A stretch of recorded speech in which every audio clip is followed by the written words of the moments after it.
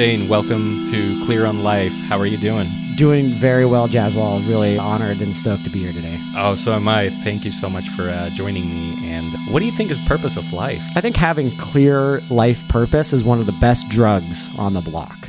It is an intoxicating experience to know why you exist and what you're using your life in service to. You have a purpose. It's just I just see it on your face. Yeah, I do have a purpose. There's a very clear reason for my existence right now. And, you know, it's cool is that there's so much mystery too. It's not like I'm like, yeah, I figured every element of my purpose out. You know, I am, 35 years old, which in the grand scheme of my life is I'm still a baby. I'm still so incredibly naive of who, when looking back in 20 years, I'll think back, whoa, when I did that podcast with Jaswal and I said I knew what my life purpose was, boy, was that kid completely unaware of the things that were coming down the pipeline in the next 20 years. Well, just so imagine the future Shane is listening in 20 years from now. What would you say to him right now? Ooh, I would say, I hope you didn't stop dancing. I hope you kept your heart open. I hope that you continued to take measured risks, that you remained a student of the wondrous, and that you really showed up for your life. And that you didn't trade the one thing that is essential, which is your presence, for an illusion of some future fulfillment. So in some sense, kind of, what you value in life right now, probably like furthering it rather than losing track of that. Well, I mean, it's beautiful is that I'm in a place in my life where it's not so much about massive reinventions, but it's about deepening the roots. I already have some of the largest buckets of my world kind of full, or rather set up. Mm-hmm. I have the relationship of my dreams. I have an incredibly fulfilling marriage that has infinite capacity to evolve. There's really good communication. There's a shared sense of we can, through intention, create whatever we want in our lives. And that we get to be in that conversation together. So I'm like, cool. I've got the relationship that can be the vehicle for the rest of my life. And maybe that's not going to last the rest of my life. Maybe I die sooner than expected. Maybe she dies sooner than expected. And a whole monkey wrench is thrown into the works. But that's also part of, that's part of the package is the unexpected. And we don't know. And so we have to have some sense of peace around that. But right now, while I'm alive and she's alive, we're each other's partners. And there's actually incredible freedom in that. Because, anybody that's been in a long-term committed relationship probably knows what it's like to feel clear and feel that 100% commitment. And then also what it's like to not feel clear and to not feel 100% commitment. And it's two very different realities on either side of that equation. 100% is just tremendous freedom. Is that where you are, you'd say? Yeah, I am. And, amazing. It's funny because it's like I've gone in different waves throughout the relationship where it is 100%. It's the best thing ever. To, crap. Okay, well, I'm 99%, but that 1% when there's that little bit of doubt that creeps in and then starts kind of worming its way into your brain. And then you kind of like, yeah, well, crap, maybe I need to pay attention to that. And then just recently was reminded of, oh yeah, she's my woman. And boom, all of a sudden it just is like hanging out in neutral and just kind of or spinning wheels and you're like, what the hell's going on? And then that clarity allows you to just move into first, second, third, fourth, fifth, and boom, forward, and you're moving together. And it's a really good experience because it allows me to continue to know that it's okay to question things. It's okay to have doubts. And I also have a easier path back to that 100% devotion. Wow. I mean, that's like an ideal dream connection relationship with someone, and you have it. And congratulations, you're gonna have a little baby girl. Yeah, soon. we've got a kid on the way, which Nice. is, undoubtedly part of my naivete of the current moment of my life is that I'll be like, wow, I had no idea that my purpose was actually to be of service to this kid. Right. And intellectually, I get that right now. Okay, cool. I'm going to devote myself to the flourishing of my progeny, but it's an intellectual exercise. And what's so beautiful is that I was like, great, like, thank goodness I don't know what the next 2 decades will bring, because I would then be trying to conform the infinite universe, the trillions of stars and galaxies out in the ether, and say what I think is what's possible. And it's so much bigger than my little brain. And one of the secrets of my life has been to like let go of what I think I need and what I think I know, Right. in exchange for a much bigger world. So let's go into that. What you think you need and what you need to let go. So do you have an example of, are you talking about ideas of how life should be and then giving into that, or like giving up on it, or what are you talking about? It's always a weird thing, because usually what we think we need is coming from some root of fear. Most of us are operating with a pretty large kind of taproot that's still rooted in fear consciousness. Right. And so often we think, oh, well, I need $1 million. And if you actually dig into that and you start to inquire into a deeper, well, why do you really need $1 million? It often is actually rooted in fear. Or I want to be this person, or I want to accomplish this in my career. I want to have this kind of relationship. I want to travel to these places. Often, sometimes there's authentic desires there for sure. We're full of authentic desires, but then we're also rooted in, or we also have a lot of egoic and fear-based desires. And so I think that as we start to become intentional in our life and we can start making better prayers, better intentions, it often will come through in ways that were not at all what we were expecting. I remember this one time at Burning Man. It was, it's going on, I guess, about 11 years ago. And I was deep into Jed McKenna books, which if you haven't read those, they're a really wild ride through awakening. And I was kind of inspired that year, and I took all of the journals, all of the early life memorabilia, 100 concert tickets, and all the journals I wrote in as a teenager, and anything that could kind of represent some of my biographical information, Right. of my identity of my past. And I bundled it all together, and I wrapped it in a snake skin from one of my snakes that had shed its skin. And I took it to the temple, and I plopped it down, and I wrote in big black Sharpie, I declare spiritual warfare on my false self.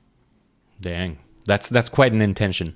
And, partied my ass off. It was an incredible burn. It was like when I discovered that I was a dancer, that, watching the sunrise and dancing all night lit something up inside of me. And it was this ecstatic burn. And then I got back and my entire life fell apart. Just a nuclear bomb. What happened? I lost all of my income, devastating breakup. The first breakup of my life where it felt like I got like my heart carved out with a dagger, thrown in the gutter, and then pissed on. I've been there. Ooh, feel you, man. And, and it really led to a bit of about a year and a half of a dark night of the soul, of really going into deeper and deeper shadow. And you were 25 about? Yeah, about 25. Okay. And there's no way that I would have made that intention had I known the disaster that would follow. But that means that you made that intention and the disaster followed because of it. Is that? Well, you can't always, you can't explain any of this stuff. You can't prove that that making the declaration of I declare spiritual warfare on my false self, led to a collapsing of the systems and structures in my life that were no longer serving me and that were ready to die. But I know that they were connected. There's not a part of me that wonders, oh, I made that intention and then this happened. And, so part of that is also, again, like trusting that we are very capable of influencing our reality, that consciousness creates reality, which is a whole other rabbit hole that we can go down. Yeah. But and it's these things where we kind of hear that and maybe we think that's true. But we also are still pretty steeped in a materialistic paradigm where the universe actually is what's the real thing. And my brain's just producing consciousness. And so it's kind of this like, I kind of believe that stuff, but really, I don't know. And I think that's part of the journey of purpose also that's been for me at least is really realizing that no, this is real. There are operating principles of how consciousness influences reality. And so that process, I would never have wished for it. I didn't want to go through that hardship. And yet it is the absolutely best thing that could have happened.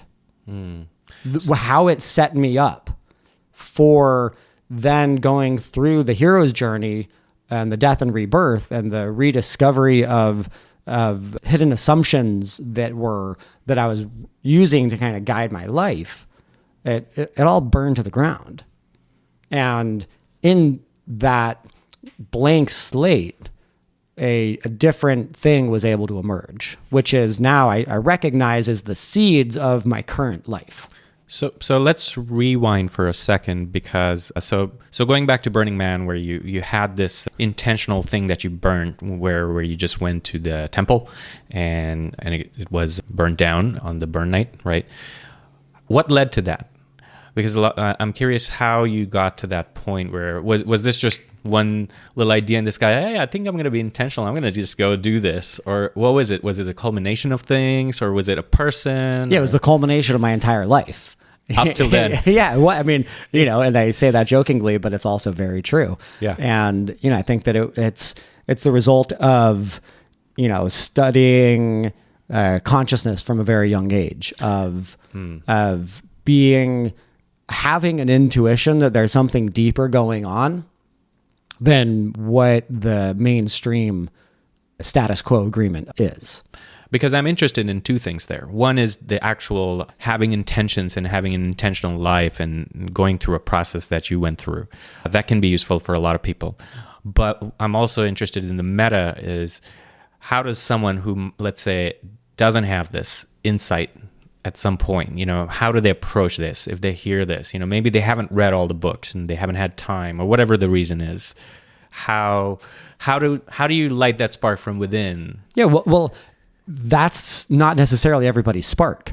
And that's one of the beauties and one of the things that I'm clearer on than ever is that we all have very different paths.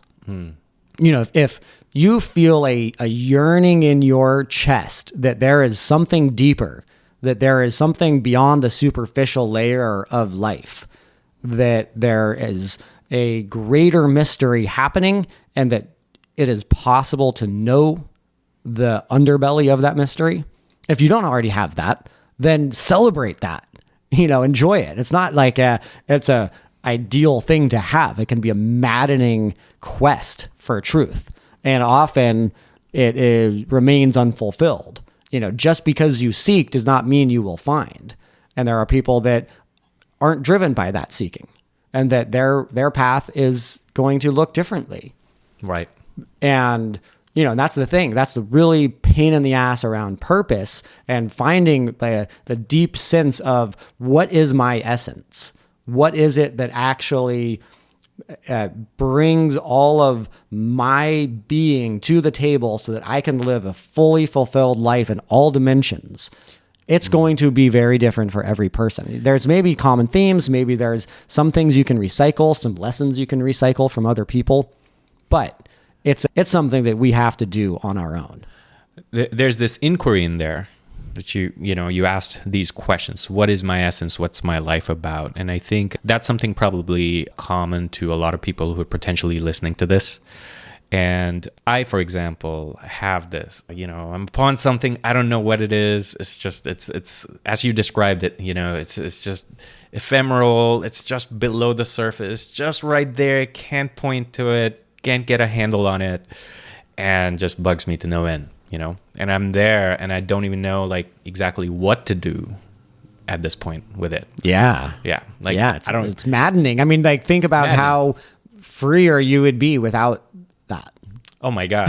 You could just like, cool, I'm going to just go about life and actually be happy. Yeah. I mean, hopefully you would be happy too. Yeah. That was me like about 5 years ago. Yeah.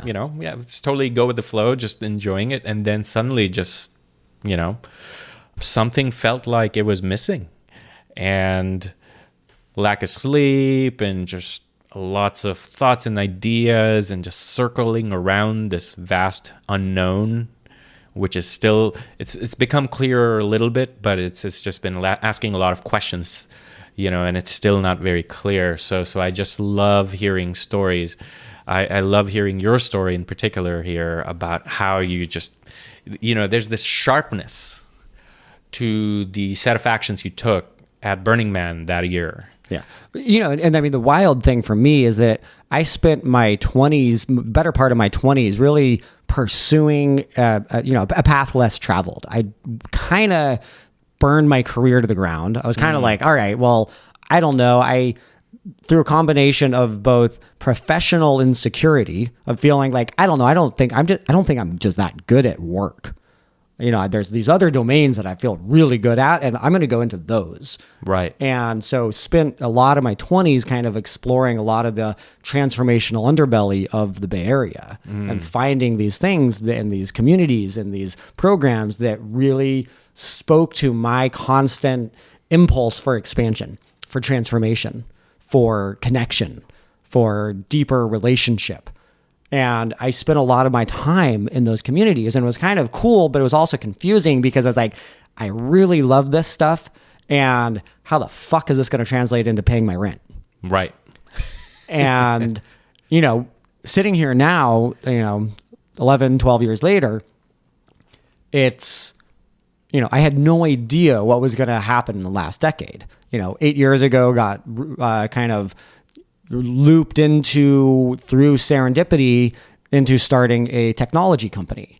And now, I'm the chief culture officer of a hyper growth startup where we just tripled our headcount in the last year.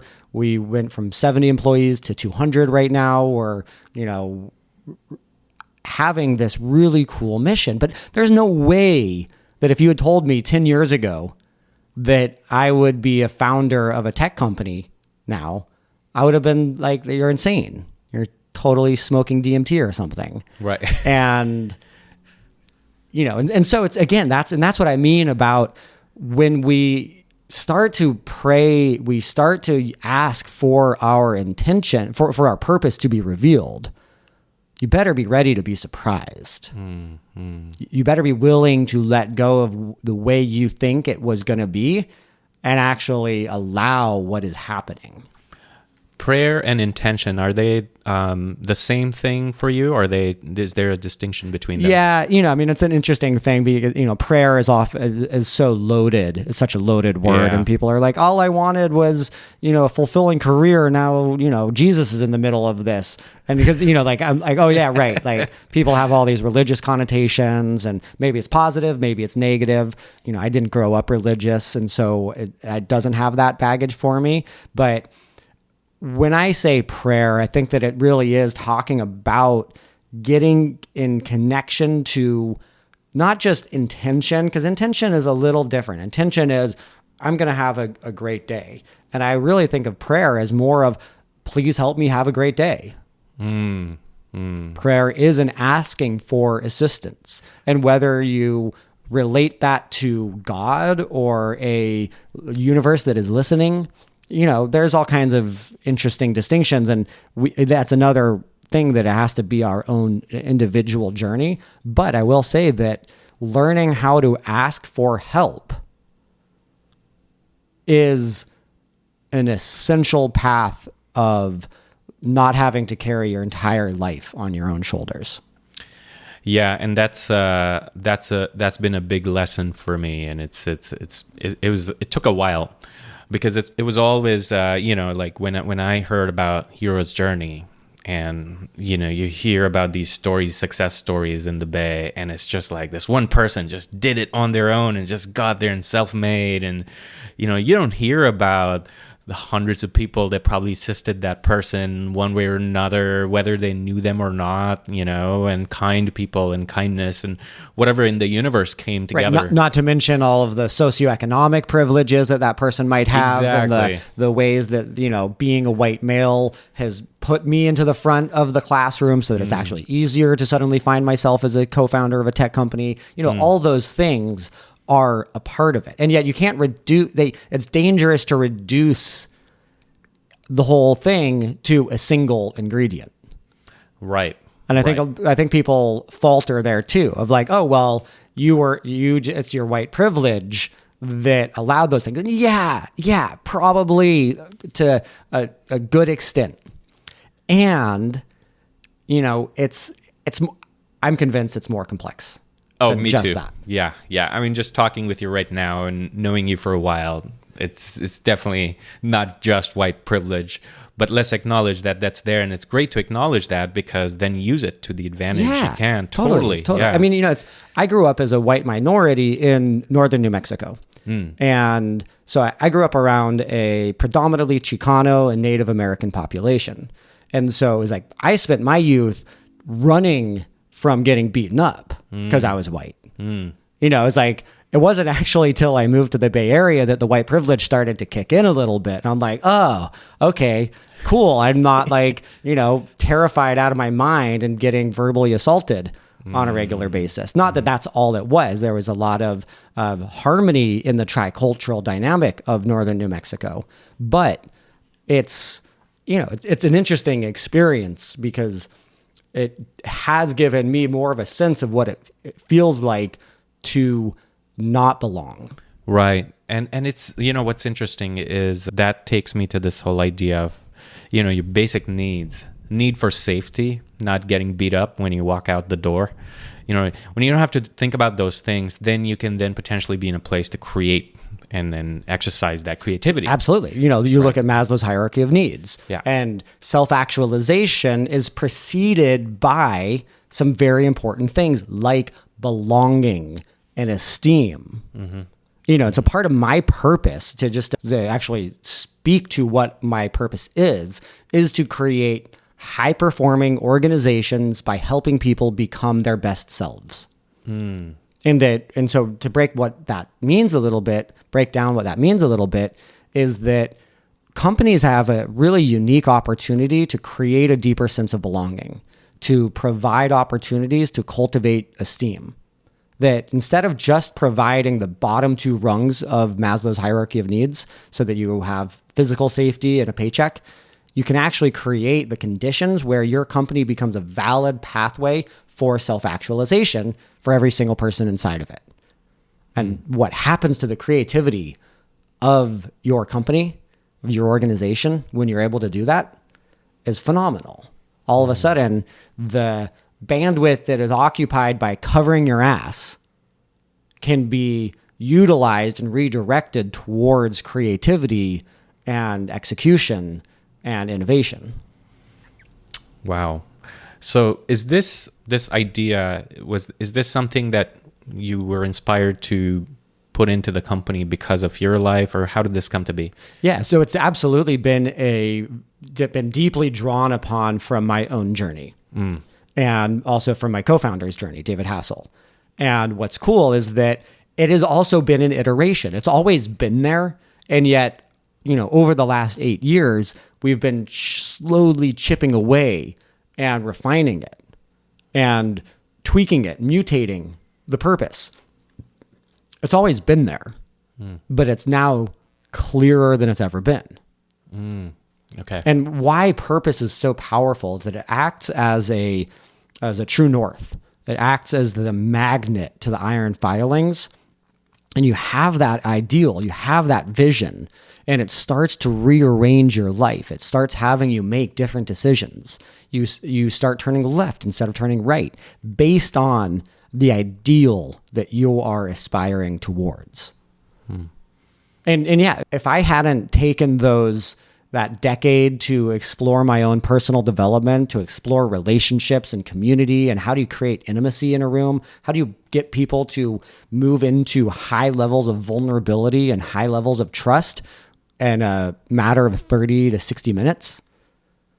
If I hadn't gone through a lot of communication training and gone through my coaching training and learning NLP and learning some of these models of consciousness, I would not have done the same things I did do in building this company. And so it's really, it just endlessly delights me and blows my mind that all the things I did that I thought were somewhat irresponsible from a career financial perspective are indeed the very things that have allowed me to create a distinctly different kind of company culture. And, some of the results we've gotten are, in 8 years, we've had 5 people voluntarily leave. Only 2 of those were for other jobs, which for the industry is insanely low. We just won number 3 best place to work on Glassdoor for companies under 1,000 employees. And so we're winning all these awards. We were just on Inc. Best Places to Work award as well. And people come into the company and they are amazed because it's unlike anything they've ever experienced before. And all it is me bringing these, not just me, but me helping shepherd and encourage these interpersonal technologies, these ways of communicating, these ways of relating, of us taking a stand of saying, yes, we want you to come in and be a part of the fulfillment of the vision of this company. But we also want this company to be a part of the fulfillment of your purpose. And most people don't know their purpose. And so then you start setting it up to help people start asking these questions, start digging a little deeper into, well, what do they really want? Why are they here? What is the silent voice inside of their heart saying to them? Is this like a structured way of... So it sounds like there's a lot of inquiry that happens once people are part of 15.5. And through this, maybe there's some clarity over time. And so is this a structured process that you take people through? Yes and no. There's a lot of structured process, and there's also giving permission. There's a context that part of why we are at this company is to be and become our best selves. And that means different things for different people. But part of that is a lot of introspection, reflection, prospection, thinking about the past, thinking about the present, thinking about the future. And so it's things like strengths discovery, really understanding what are your actual strengths, and then how can you invest in them and turn them into superpowers, into your zone of genius. There's personal goal setting. So once a year at our annual company retreat, we take a couple of hours to help lead people through a process of getting clear of what their ideal life is. What do they really want out of life? And documenting that, creating goals, creating an inspiring vision that can pull them into the future. And there's ongoing opportunities, we'll outsource some of this stuff. We buy people, their access to, landmark education, for instance. We'll pay for somebody to go to the forum, though, and that's very not a mandatory thing. It's just hey, if you want to do that, this has been a big piece of our path that's been very helpful. And here's an opportunity. This year we decided to buy everybody's first ticket to Burning Man. Oh, nice. Because, me and my co-founder were like, all right, cool. We're in the business of helping create transformation for our employees. What is one of the most transformational experiences that we've ever been to? Is fucking Burning Man. Let's buy tickets for them. And, and it's hilarious because we did this program and then, the press caught wind of it. And all of a sudden, I have this feature length interview in Inc. and Bloomberg and Business Times. And we got shitloads of press around it. And it's a fine line to walk of tech companies sends their people to Burning Man, and everyone's trying to get the dirt on on it. Yeah. And I think I did a pretty good job of navigating that fine line. But it is a perfect example of when we're willing to be different, when we're willing to stray from the typical course, we stand out. And that's a very good thing. That is how we can break away from all the noise and get some signal through. Mm-hmm. Yeah, I remember seeing that article, and it was like, what? This is such a great idea. And so, speaking of Landmark, I'm about to do the advanced course. Excellent. Next week. Yeah.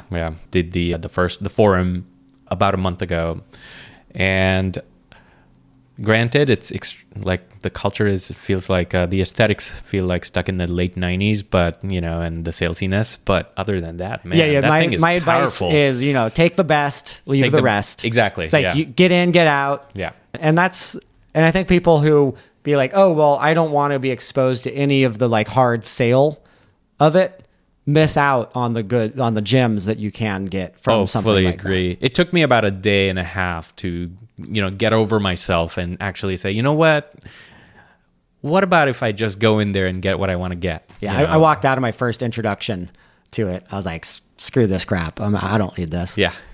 And Landmark was a huge piece of my path. It actually was the precondition for me, or it set me up to have the relationship that I have now. Okay, so let me take you back just so that I can tie some of these things together. Going back to your personal journey for a bit, and you talked about relationships, and we were talking about before we started recording about responsibilities and all of that. I want to get there too, but before that, relationships. What else would you say complete that stack for you, where you feel like okay, I'm in a place where it feels good? Yeah, sure. So clarity of purpose around career and finance, which are really big pieces to get, a sense of directional rightness with, that my career is moving in the right direction. Like I have the best job in the world. Right. I get to create incredible cultures. And you didn't just get there by saying one day at Burning Man, like, I'm going to get there. This was a discovery process. Yeah, this is a long, circuitous, winding, non-linear path. I've done so many random ass jobs. I've tried a lot of different hats on for a year at a time. And even at 15.5, or was it? To some extent at 15.5. Yeah, with 15.5, I was VP of customer success for most of my time. Got it. And it's only in the last 18 months that it was like, oh, click chief culture officer. I get to run our internal culture full time and get to go out and evangelize and talk about culture and talk about best self-management, which is managing people so that they can become better versions of themselves. And once I made that transition, it was like, that is what alignment feels like. Hit the spot. It's like click, click, click. And it's really interesting that, there's other things. I basically leveraged the gene keys, which we've talked a little bit about before, and my own hologenetic profile in order to reinvent my role inside of the company. Because in your profile, you start to see things like your vocation and your life's work, and like line 2, like I'm a line 2 in my vocation, which, for people who don't know, the gene keys is all going to be gobbledygook. But you go in and deeply contemplate that, and it was like, oh, wow, okay, so I'm a 50th gene key in my vocation, and line 2, which is the gift is equilibrium and harmony, and line 2 is marketing. And so it's like, I need to go and basically promote organizational harmony. That is my vocation in life. And I'm like, fuck yeah, it is. Yeah. That's always been what I've been doing. And yet getting the clarity around that really actually has helped me fully step into it and own it and have the clarity to continue developing this path. How were you and how was life before you had that clarity? Yeah, well, when we're doing things that aren't in alignment with our purpose, it's draining. And now it's there's a lot of interesting distinctions here, because we also don't want to be operating from a fixed mindset which, I don't know if you know Carol Dweck's research on fixed versus growth mindsets. A little bit. But, a fixed mindset is that I'm as smart as I'll ever be, or I'm as good at math as I'll ever be. And so therefore I should never try to get better at math. And a growth mindset is, intelligence and skills and abilities are variable traits, and the amount of effort you put into it determines what you're going to get. And so I'm not that great at math, but if I go take some math classes and get some tutors and put in effort, I will get better. And then from there I can get better and I can get better and get better. And so we don't want to use a little bit of what I'm going to say as an excuse to justify our fixed mindset. Totally. Yeah. Yeah. But I think the reason I asked this was because it might help people get a map of where they are based on what they're hearing, another report of someone who's been there. Absolutely. Yeah. And so, a really bad use of my time is handling the operational details of running customer success and trying to create spreadsheets to predict our annualized churn. And really looking at, what is the right formula for the number of customers and which segments and what the ARR of those customers are and what level of CSM needs to be dedicated to each segment. And, I was doing that stuff and I was doing it passively, but it was usually riddled with some of my insecurity and not feeling like, fuck yeah, I love this. We talk about zone of excellence and zone of genius, and that in your zone of excellence, you can do something pretty well and you might even build a career out of it, but it doesn't actually give you energy. You do it and it's just this slow degradation of your optimism and your inspiration and your energy. Zone of genius is you do it and it actually gives you energy. It might be tough as shit, but you end the day feeling well used. Right. And that is a journey to discover your zone of genius. And so for me, it's like when I, for all of the things that I've done in my weird ass random career that I've had, I can look of, those were the moments when I was in my zone of genius, and those were the moments when I was fighting against the way that I'm wired. Right. Yeah, the way you're wired. Yeah, that's a good concept to have. A lot of people don't think of that, because it's almost, I think there's a very self-defeating way of looking at life sometimes, and I've been a victim of that in the past, where I'm not good, I'm not worthy, I'll have to work X, Y, and Z things and just go through this and suffer to make myself my existence be like somehow worthy happening. Yeah. And I think that's how most of us are conditioned. Yeah. Yeah. Like that's generally the consensus. And we're also very trained to focus on our weakness. Mm-hmm. Where we as children, we come home with a report card and we got 4 A's and we got 1 D. Right. Where's the conversation going to go? Oh, yeah. The A's are going to be glanced over, and all attention is going to be paid to the D, and how do you fix the D? Right. Well, you know what? I suck at math, and I tortured myself in high school around that, and I don't use math in my fucking job ever. And it's the greatest fucking thing. It is so goddamn good that I get to do what I am really good at and get incredible results and do things that nobody else can do as good as me. And I get to know that and trust that and leverage that. And that feeds you too. And it lights me up again and again. I get to fall. I'm more in love with building this company than I was 8 years ago when we first started it. So going there for a second, when you first started, and it sounded like, it's not like you had planned all of this, in a grand way. You started this. What's the scene? Can you paint the picture a little bit? Like, where were you in life, and then this suddenly comes along? Yeah, sure. So after, 5 years of going through every transformational course you can get your hands on in the Bay Area. This is between Burning Man. This is, so I mean, just like real. So grew up in New Mexico, moved to New York when I was 20, fell in love with an heiress, moved in with her in Manhattan, never having been to New York before, left my like $500 shit Toyota Corolla with like 230,000 miles on it to my brother, moved to Manhattan, had a crazy 2 years of rapid expansion into the world in that journey. I worked at Air America Radio with Bobby Kennedy Jr. You know, all this wild stuff happened in those 2 years. Moved to the Bay Area, and, you know, we broke up. Actually, me and my partner broke up because I read The Ethical Slut. And she was like, nope, over. And I moved to the Bay Area. I get a job in clean tech private equity. You know, talk about just horrible alignment of my strengths. So I was doing quantitative analysis on all these clean tech funds.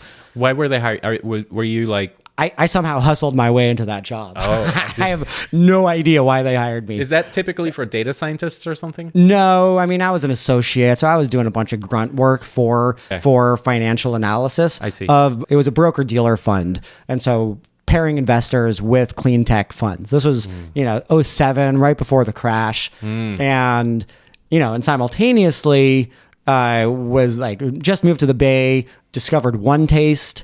And and so about a year after I moved to the Bay, I got fired from the clean tech job. Thank goodness. They should have fired me like what was their reason? ago. I just wasn't doing good. It was like they liked me, but I just wasn't performing. I would like, it was a lot of heavy quant analysis in Excel, and I would go to lunch being like, oh, I hate this so much. I would eat 2 specialties cookies, which are like a 1/4 pound cookie each. Oh my God. I'd go back upstairs and then just feel that 100-pound eyelid. Oh yeah. And just feel so terrified of like, oh no, I hate this so much. Try to go like sneak a nap on the couch in the conference room, terrified of them finding me. It just wasn't oh my God. I just was not in my zone of genius. So super awesome thing. You got fired there. So in a week, I got fired. I finished my bachelor's degree because I basically dropped out of college to move to New York, and then went to Burning Man and moved into One Taste all in a week. Wait, One Taste New York or San Francisco? San Francisco. San Francisco. Yeah, and this is like the old school warehouse when there was 50 of us in a single room living in a warehouse in Soma. And, it was a very different exploration. And it's funny because that was actually where I started to discover more of what I would realize was more zone of genius. And no, not oming, but connection. For those of you who don't know oming. Yeah. So One Taste was this wild, freaky community in the Bay Area. In the last decade, it kind of it grew a lot. Yeah. And riddled with controversy, kind of cult of personality, and some really interesting ideas behind it. And it was all basically centered around, can we create human development and evolution through orgasm? Through expanded massive orgasm, can you create an experience of people growing and becoming a different version of themselves? And a lot of it was based around a lot of communication practices and connection exercises. And it was kind of in the heyday of the transformational intentional communities of the Bay Area. Yeah. It was like right when Authentic World was really at its peak, which was kind of a sister community, a little less focused on sexuality, a little more focused on relationships. And we were hosting all these events and conferences and workshops in the space, living in a warehouse with 50 other people with no walls, exploring orgasm. Not many people have experienced that. Right. Yeah. And that's part of what I mean of like, I was like, holy shit, this is a way more interesting path than quantitative analysis on investment funds. Totally. And how the fuck am I going to pay rent? And so, so there's about a 4-year period where I was deep in that kind of a world.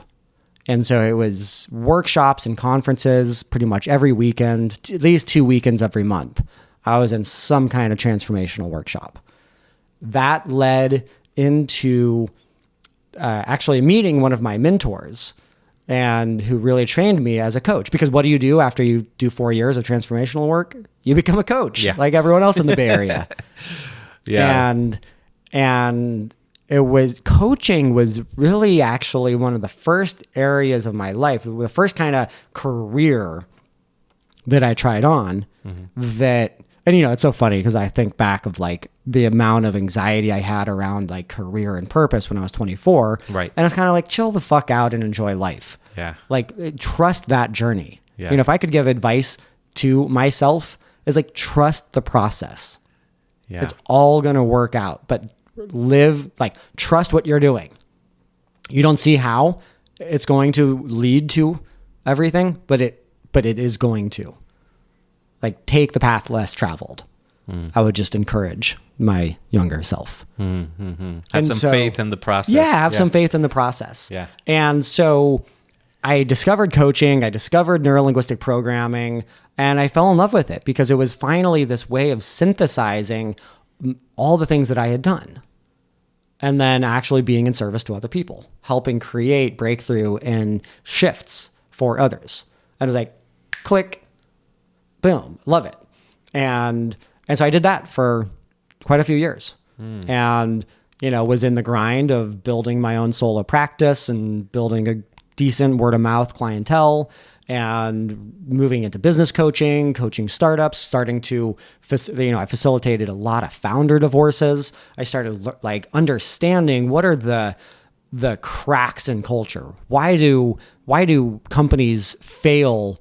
Not just from a product market fit, but because of relational failure. But most business failure, I learned, is relational failure. People failure. And this was happening around 2010, 2011? Yeah. Okay. Exactly. Got it. Yeah. Between 2008 and 2012 was when I was in the full swing of my coaching section of my life. Okay. And so that was really fascinating because I got to, part of becoming a coach is receiving a shitload of coaching. For anyone that's gone down that path, they know what I mean. Right. And so it was cool because I got to work on a lot of my own stuff. I got to get clear on my own vision for my life. I got to receive a ton of coaching around my own blocks, my own kind of belief systems that could use upgrading. And so I did a lot of that inner work, a lot of the shadow work in that period as well. And this was setting up the context for, I assume, the startup that happened around what year was that? 2012. 2012. I met my co-founder and we hit it off. I turned him on to cold showers and a body weight training app called You Are Your Own Gym by this guy, Mark Lauren. That's phenomenal body weight training. He used to train the special ops and body weight strength training. And I was super into that and it was digging cold showers and it all kind of converged. And I told him about this and he loved it. And we started connecting a little bit more. He told me what he was up to. And I was asking for his help I was running a webinar called Supercharged of how for basically helping entrepreneurs understand that energy management, not time management, is the key to performance. And then I'm asking him, what does he need help with? He's like, well, I just literally yesterday launched this company, 15.5, and all these people are signing up and I need somebody to coach them. And he's like, do you know anybody that could help? And it was really, it was a funny moment because I swear I saw two diverging paths open up before me. Right there as he asked you right that there question. As he asked that question. And I knew, fuck, that sounds like me. I kind of want to do that. Yeah. But then it was like, don't be presumptuous. Ooh. Don't like be rude and self-serving or whatever it was. I could say, thanks, I'll think about it. I'll think of if I know anybody and kind of do the polite thing. Right. Or say, well, you know what? That sounds like me. Let's talk. Yeah. Wait, by this point in time, had you already taken Landmark? Yes. Okay. Yeah. Did that come into play there by any chance, or Was it present in that moment? Maybe not. maybe not? Well, what's funny is that my co-founder had also done Landmark about the same time that I had, which was 2008. Got it. And so maybe not. I don't know. Not Okay. in my mind, it's not a central part of that narrative. But you had a chance. So going back to your story, so you saw these two possibilities, and you took this one where you're like very Yeah, it was present. like going to be bold, Yeah. basically. Bold and Being bold. presumptuous. Yeah. And that is something that I personally feel we could all use a little more of. A lot of times we're a little too nice and a little too just mellow sometimes, especially when it comes to our careers or, doing things in our life. Absolutely. Yeah. Well, right. And that was the big lesson there, is that like, if I hadn't asked for what I wanted, if I hadn't been bold and presumptuous, my life would look very different. And who knows, maybe, I'm sure that would have been another beautiful life. But building this company over the last 8 years has been one of the single greatest blessings of my life.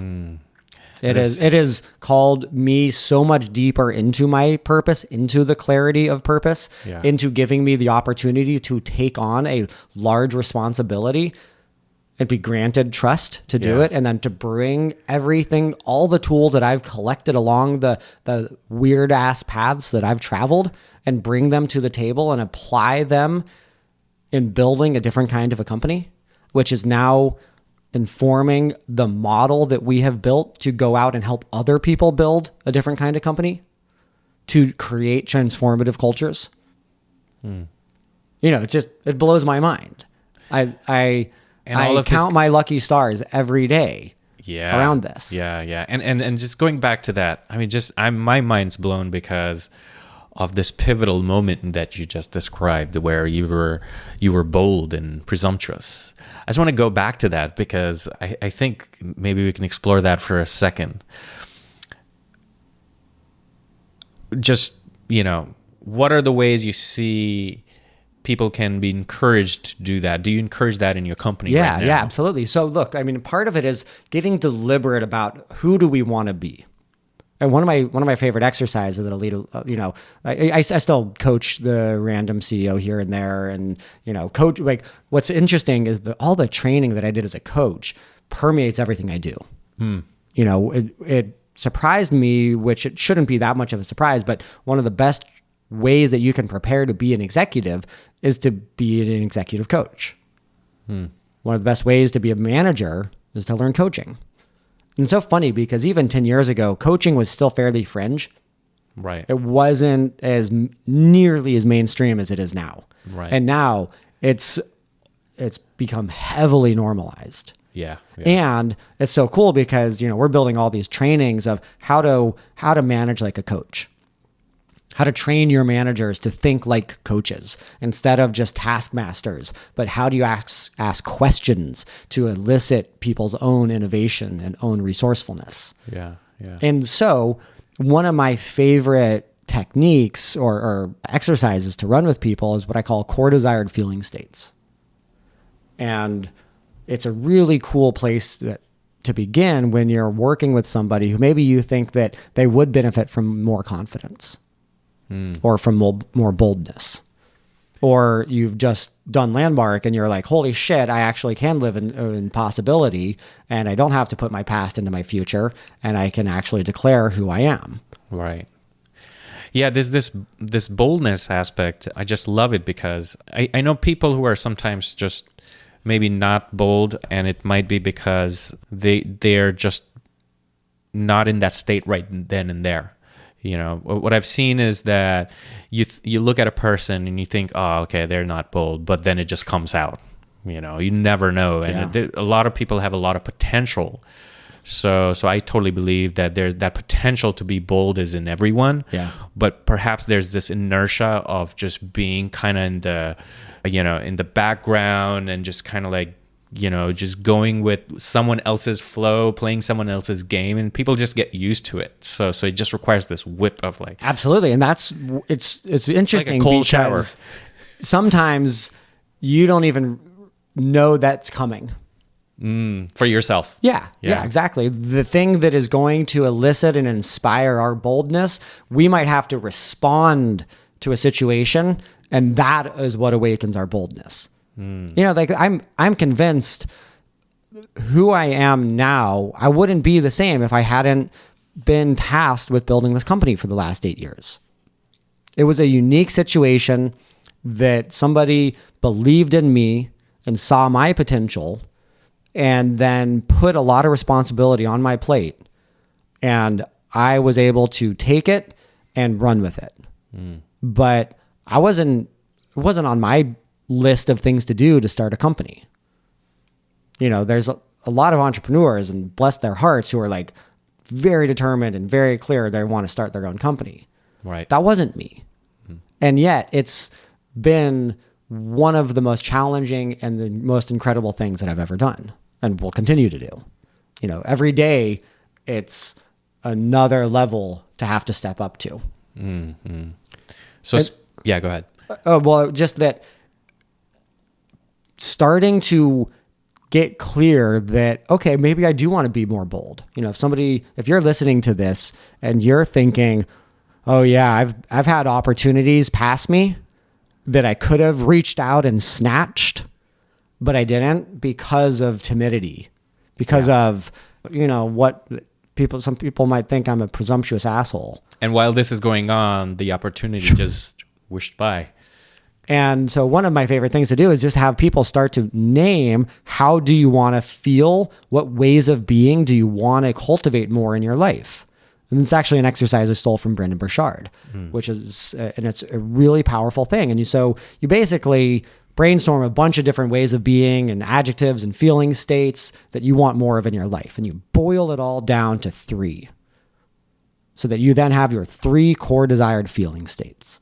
And you write that shit on a wall and you think about it, you contemplate it, and it becomes this true north, because we have all these strategies of, we typically do the things in our life in order to feel a certain way. Even wanting to have purpose in our life is to lead to a feeling state. Agreed. Yeah. And so what's so cool is you can bypass a lot of that and start practicing the feeling now. And that's a whole, kind of transformational paradigm, instead of, if you go out and you do the thing, then you can have the thing and then you can feel the thing. But you can flip the script. Instead of have, do, be, you actually go into be, do, have. So you start to shift your internal state immediately. And then you start doing things, and then you start having things. So the B part, the feeling part, the desired feeling states. Are you saying that with the right techniques, you could just get into any state regardless of the do and the have? Pretty much. And it's a process. It almost acts as more of a compass.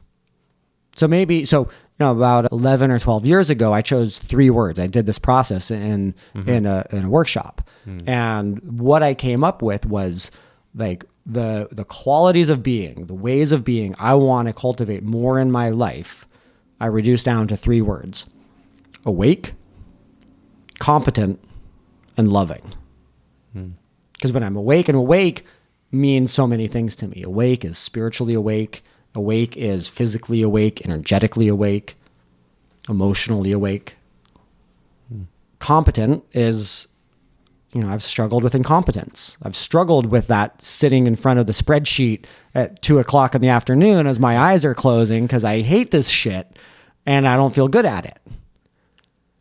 And competence was really about, I want to feel my competence. I want to do things that I feel like I can do well. And then loving, which is living life from an open heart, seeing through the eye of my heart.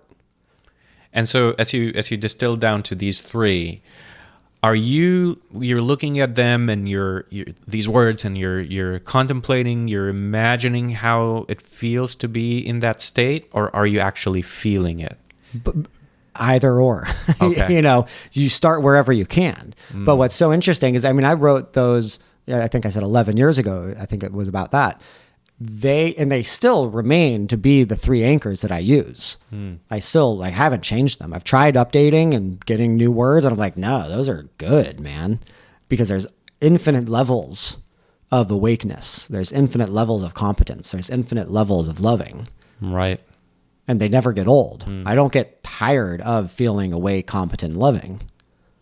It's still so damn good. Yeah. And so, but what's cool is that my center of gravity is way more in those three states than it was 11 years ago.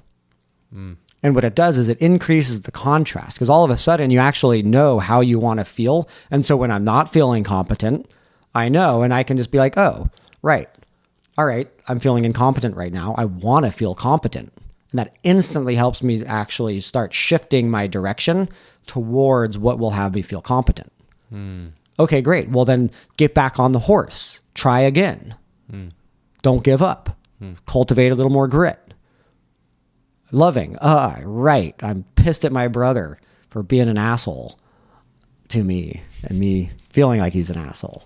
Yeah. I mean, maybe he's not I being don't an know him, asshole. but- Maybe, you know, I could do a little NVC on that. Yeah. When you did this, it made me feel, and so, you know, you know, it helps me better locate the places where I'm not feeling loving. And it doesn't mean I have to immediately shift into loving, but it just brings greater awareness of what isn't loving in my life. Right. And then over time, it's like water over a rock. It just slowly erodes. Yeah. And so after 11 years of this, it's like, yeah, like I feel so incredibly blessed to be in a state of loving most of the time in my life. And that makes all the difference. There's also this power of compounding interest, I see. You know, it's been 11 years. You know, it's not like you had to do a crazy amount of things on day one, but over time, this is accrued, and Absolutely. here you are. Absolutely. Yeah. And I think that's a big piece of the journey of discovering my purpose has been that there's been peak moments that have really shed light on it, but it's been an accumulative process. It has been approaching it from a lot of different angles have all led to a place where feeling like, yeah, this is the light. I feel so incredibly happy with the life that I'm living. And it's something that is interesting. I'm doing, I just signed up for this course called Life Book, and it's offered through Mind Valley. Okay. And it's a cool program, Yeah. and it starts in a couple of weeks. And one of the things that they really have you go through is looking at 12 dimensions of life. So, you know, career, finance, emotions, relationships, like life vision, physical health, spirituality, yada, yada, yada, yada. And you'll go through and run a rate yourself. And they talk about how few people on the planet actually are successful in all these dimensions. You know, a lot of people maybe make a lot of money, but their relationships are horrible, or their relationships are great, but their health is failing, or all the, you know, different things. And it was kind of this interesting experience because I'm like, holy shit, I'm high marks in all of them. And it was actually interesting. It was doing that I got the lowest. I gave myself the lowest marks actually for my marriage. Oh.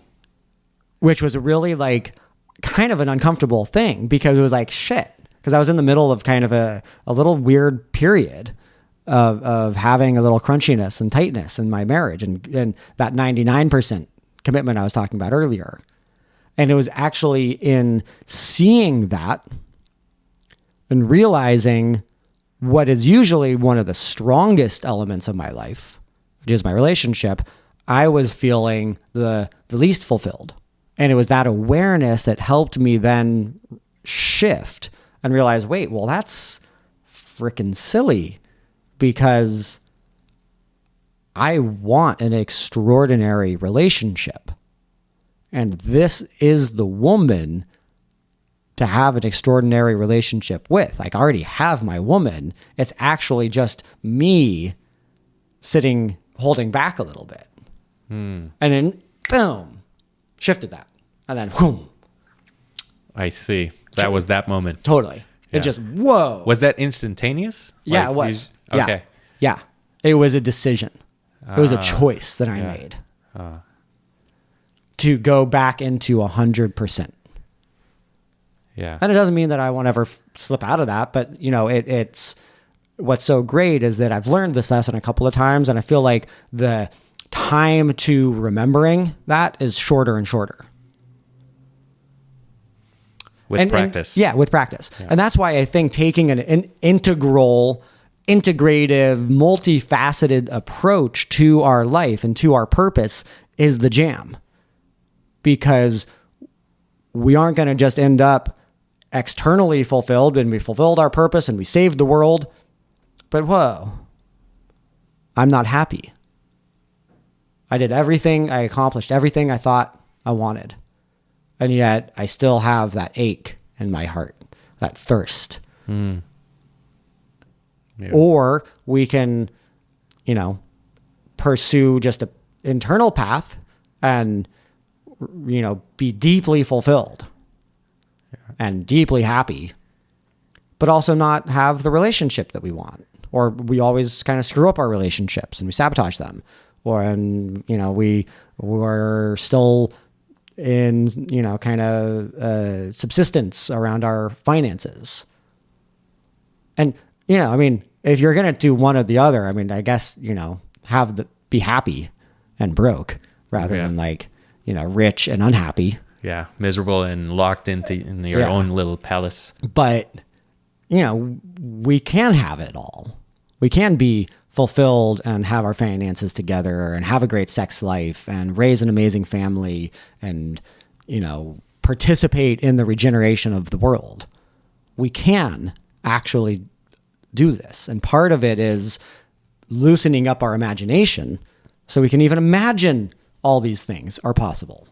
And I guess when you are in a place where things are optimal in that way, you have a lot of capacity to potentially go out there and help the world. And as you talked about, world regeneration. Let's go there for a second. What are you doing in that regard? And where's the juice coming for that from? Yeah, well, I mean, as one world is dying, another is being born. You know, we're in a monumentally transitionary state on this planet. You know, look around. It's both terrifying and unbelievably exciting. And I think that one of the best things that we can do is to transmute our own fear, our own dramatic worldview of thinking everything's falling apart, and actually start to get a little more rooted in an accurate worldview. And one of the best ways that I would recommend doing that is read a book called Factfulness, 10 Reasons Why the World's Not as Bad as You Think It Is. Something like that. Yeah, I think phenomenal book in book. The show notes. Phenomenal book. Yeah. And it doesn't deny that there aren't very serious problems, but it also illuminates how much is good right now. And I really don't think we can actually effectively solve the problems that we are facing collectively without being clear that everything isn't going wrong. That directionally, there's a lot of really good news right now.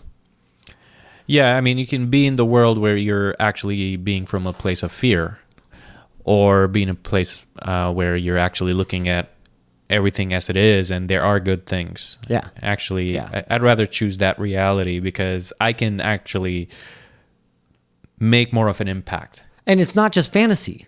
It's not just fantasy. Like you said, it's actually seeing what is rather than only seeing the disaster. Yeah. And so I think that's a for me, focusing on the D's. I don't trust anybody that can't hold the good with the bad. Right. I'm like, oh, you're only able to look at the bad on the planet right now? Don't trust you.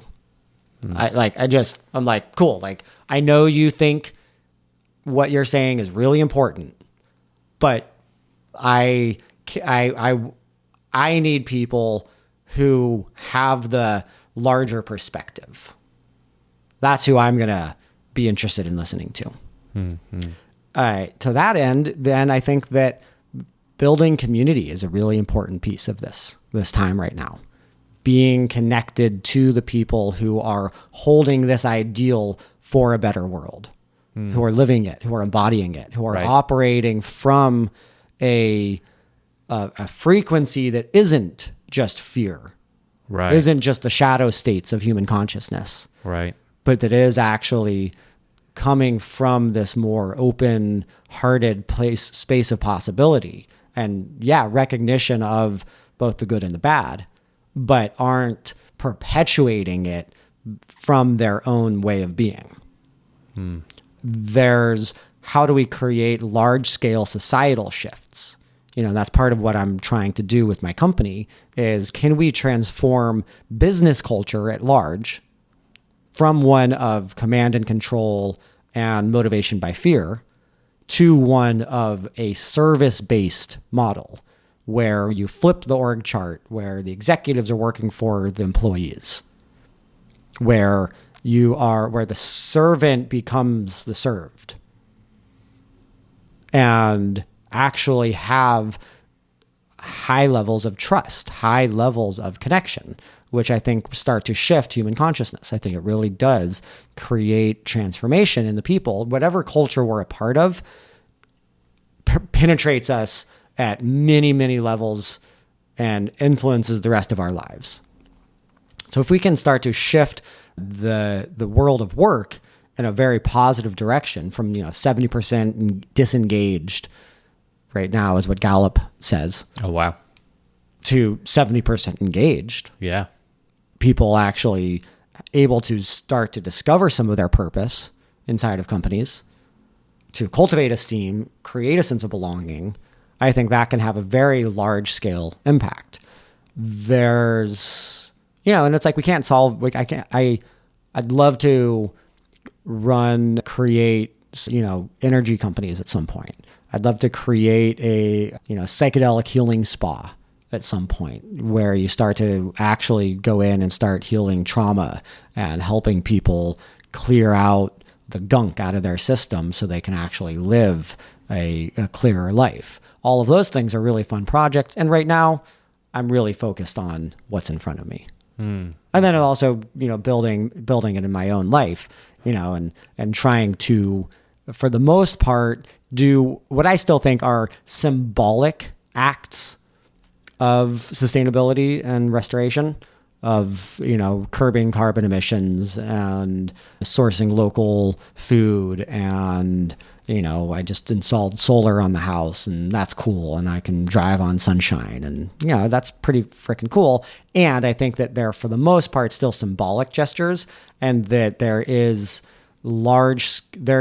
if we're going to make it through this century largely intact, there needs to be such large scale changes. And if we don't, I still think that the system is going to correct itself, and maybe there's large population fluctuations, but a new world is actively being incubated right now. Right. Yeah, and a lot of these changes they start at a personal level. And it sounds like what you're talking about is with these ideas of potentially helping the individuals clear out their gunk is to, seed that change. Yeah, our external world is a reflection of our internal world. The world we see outside of ourselves is a projection of our own internal reality. And that's a whole other nuanced conversation. Of course, it's not as simple as that, and yet it is. Right. Yeah, it's just occurred to me that a lot of things we've been talking about, there's so many nuances in there. If we wanted, we could probably go in there for a while. But there's one thing I do want to touch on is we were talking about briefly before we started recording about responsibility and how that plays a role. Do you see yourself? What a pain in the ass responsibility is. Yeah, let's go there. So I'm so curious. I say responsibility, your face lights up. What's up with that? Yeah, what is up with that? Yeah. Who am I? It is interesting. I think that part of why it lights up is that that learning to not fear responsibility, learning to embrace responsibility of our lives, of taking on the responsibility for our family, our homes, our companies, our world, makes us stronger. Now, we want to make sure that we're not already compromised, because, it's one thing to go to the gym and do some squat presses. And that's kind of taking on responsibility. You're putting weight on your shoulders and you're lifting it. But if you're compromised, meaning that your posture isn't right and your legs bowed out in the incorrect way, that responsibility will hurt you. Yeah. And so finding proper alignment, and you could say proper alignment to our purpose, to our lives, to the way we're wired, and then stacking that responsibility on our shoulders, that's how it's actually going to make us stronger. And so not shying away from, we were talking a little bit earlier of like the festy kid that's just like, screw all responsibility and I'm going to go vagabond and live a life completely free of responsibility. And albeit there are things that makes possible that are impossible with more of the tethered life. Right. And again, like, so much of this is internal too. So going on the road and traveling without a care of the world doesn't mean you're actually letting go of all responsibility. Maybe it does, but maybe you're actually taking on even a deeper responsibility, and you're actually learning to take responsibility for yourself. Yeah, you're taking care of yourself in a way that maybe it doesn't follow a certain, preconceived set of, whatever templates there are for, this is how you do it. Absolutely. You're taking care of yourself. And then maybe when that cycle is complete, then you're like, all right, I'm going to take on a mortgage and a relationship. And because I didn't compromise my heart's desires, because I didn't just go along with the crowd and get the job when I was supposed to, when society told me I would, then I'm not living this life that feels like a lie, because I know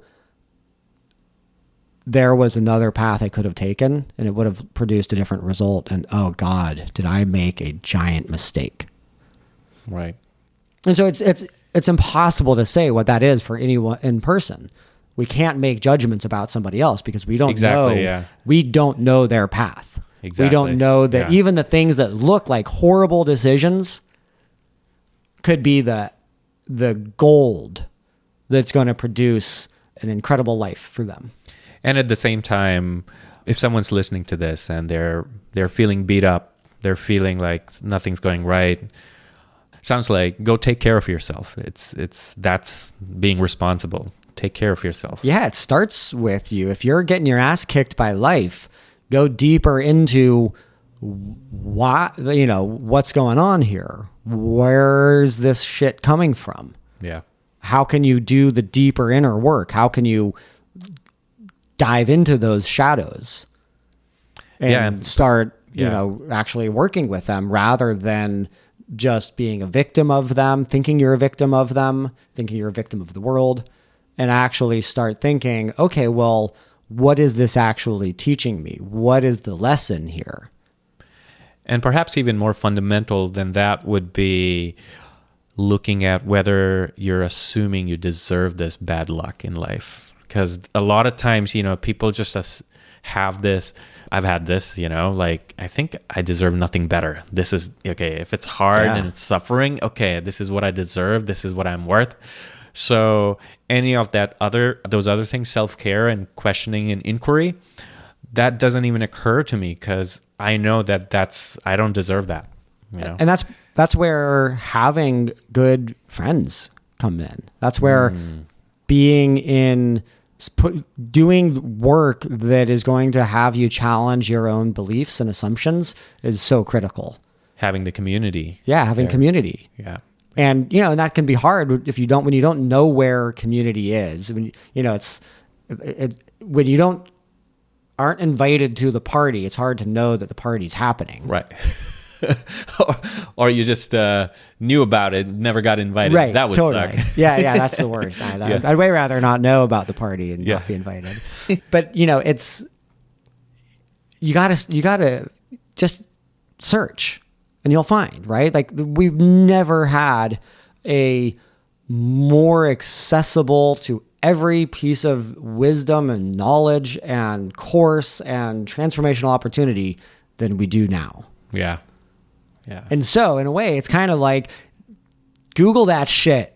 Yeah. Like go, I said life book, go freaking take the life book, go do Landmark, go, there's so much out there. Yeah. There's thousands of other opportunities. Yeah. But you have to have the motivation. You have to have the willingness to step outside of the limited worldview that's led you to where you are now. Because you deserve it. You deserve to actually have that. Yeah. Yeah, absolutely. I thought you were saying you deserve it because you deserve to have your life kicked by ass. Oh, no. Jazzwall, you're such a sadist. Yeah, it's just a seasonal thing. Yeah. No, you deserve to go out there and find out for yourself, and you deserve a better life. You deserve to be You only happy. deserve it if you think you do. Exactly. And that's a weird thing.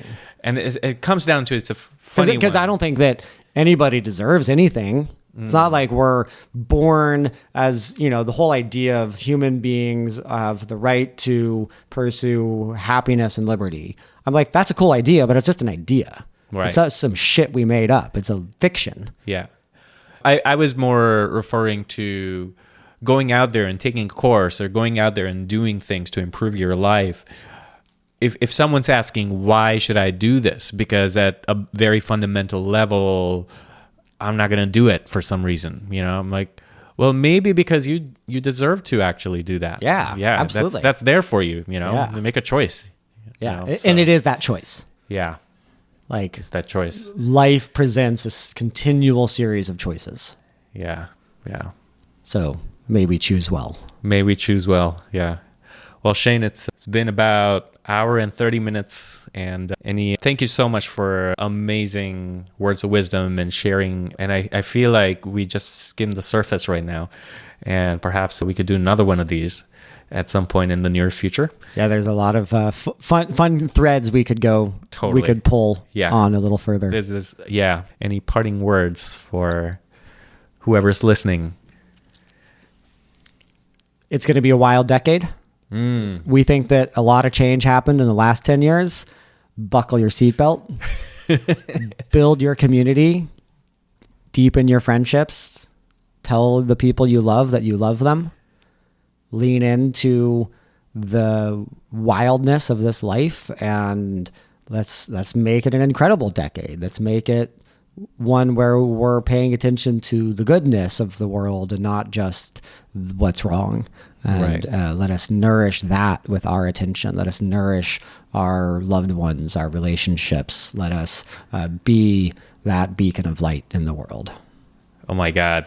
We could do another episode on the wild decade that's about to come. 2020. 2020s. Oh my God. Happy New Year, man. Likewise, Happy New Year. All right, people. Thank you so much for listening. Goodbye.